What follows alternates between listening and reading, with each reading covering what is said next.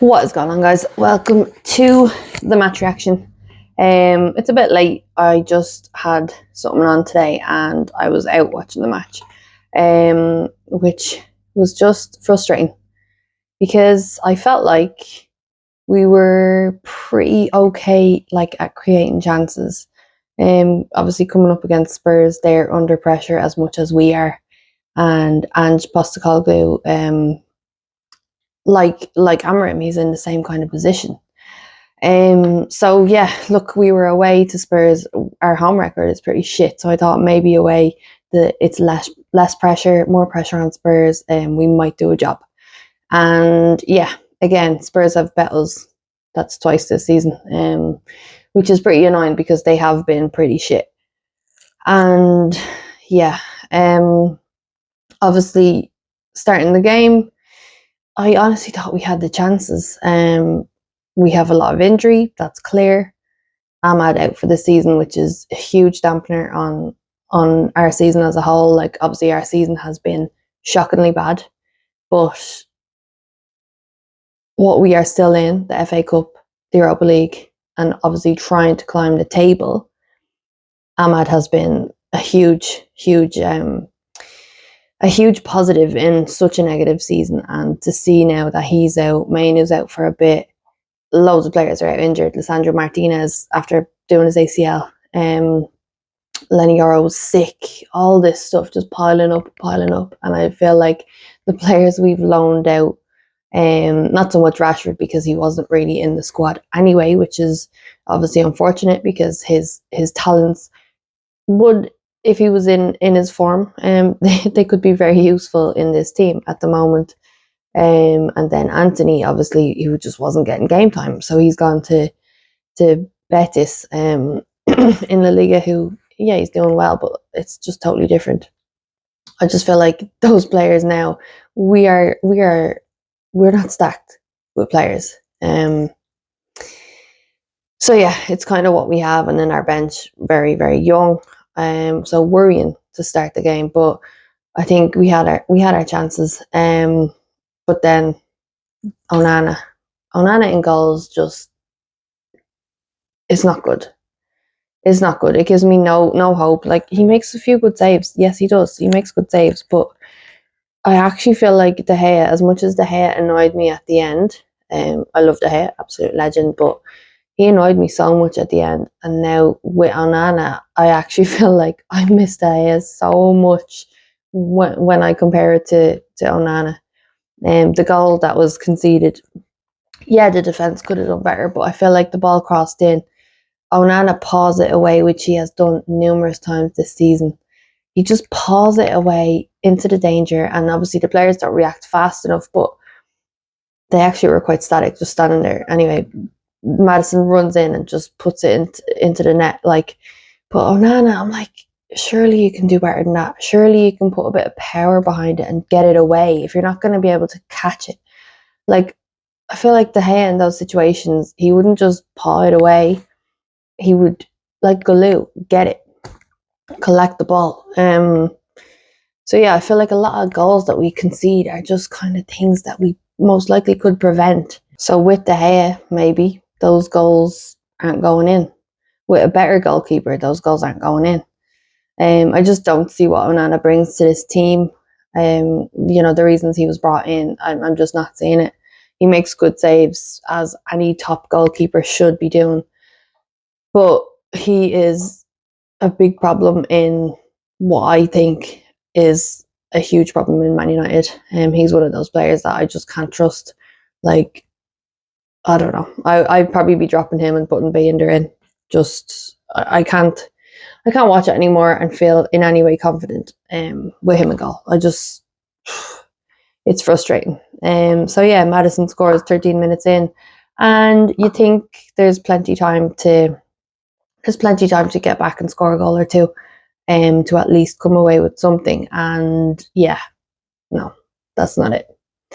I think the chances that we did create, I was like, how are we not scoring? How are we not scoring when the balls are like literally on the edge of the box or closer to the goal, in and around the box? in and around the 6-yard line, and the ball's bobbling. Kind of, all you have to do is get a foot to it. All you have to do is put it left or right, and it was like we couldn't touch the ball. It was like we were like, do you know when you're told when you're a kid you can only use your weaker foot in a game, say in training? It's like you're only allowed to use the weaker foot to try and get stronger. It was like the chances that we had on a plate, it was as if we were under pressure and told, okay, you can only use your weaker foot, or you have to think about it more without just shooting instinctively. Because I was like, what is going on? Oh, the chances. It's actually so devastating because we are in 15th place in the table now after that loss. 15th. It's so bad. And I said a few months ago, like, oh, we've hit rock bottom. Like, this is rock bottom. And loads of you said to me in the comments, this is not rock bottom. There's more coming. And yeah, you were right. I feel like Ruben Amorim is a dead man walking. He was brought into the club and basically given nothing. No ingredients, no tools. He was told, you make this with your bare hands and that's it. And yeah, it's like, it's actually insane. Like the players that, okay, he brought in Dorgu, which was very late in the window. But honestly, he was given nothing. He came into a mess mid-season with a team that doesn't play that kind of style of play, and what are Ineos expecting him to do? What are Ineos actually expecting to achieve from just throwing a manager into this and having him play? I'm playing this way, that's it. Like, it doesn't make sense. It's actually stupid. Like, Ineos for me are radical. They just do these mad stuff, mad things, and just expect magic to happen, and that's not the case. I feel like I didn't want Erik ten Hag to be sacked. Not that I don't want Ruben Amorim. I love him. I think he's really good.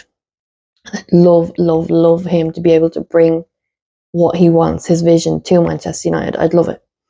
But I don't think they should have gotten rid of Erik ten Hag when they did. I think they should have just rode the wave, let it play out with the players that he had, and give it time.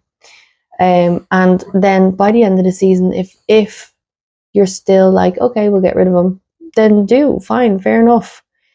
But I honestly think what they have done now has just completely fucked us. And I thought, okay, we have a chance maybe of winning the Europa League, possibly the FA Cup, and with the teams that have now exited the competition, but like possibly not so possible. I thought that Europa League would be a little more so in our league. And now with these injuries that have just propped up, I feel like our season is just going to be an absolute shit show, even more so than it is already. Oh, like I just feel defeated. I feel so done. It's awful, and I really hope that the players, the younger guys like Chito Obi Martin or Martin, whatever. I'm so used to speaking a little bit of Spanish. Him coming in will hopefully be a bright spark. He got his debut today, obviously 3 minutes or whatever, but that's a positive in my opinion. Probably the only positive from today. Xerxes was also a positive. I thought he played pretty well. I forgot to say earlier, pretty well considering we were so bad, and the chances and the vision that he had in moments was way better than anybody else's. And I just felt like he was looking around like, guys, make a move, make runs, do this, do that. Nobody really cared today, in my opinion, from what Xerxes was doing. And then seeing the others, even Hoyland, I was very disappointed with him. I feel like he could have gone that extra percent to just make it to a ball or try better, or Garnacho missing that chance. But anyway, Obi Martin getting his debut today. I feel like hopefully we can just play younger guys, get them into the team somehow, and hopefully salvage something this season, because it's looking bad. It's looking really bad. But yeah, let me know your thoughts on the game. If you're new to the channel, hit subscribe. And yeah, this is going to be a tough season, guys.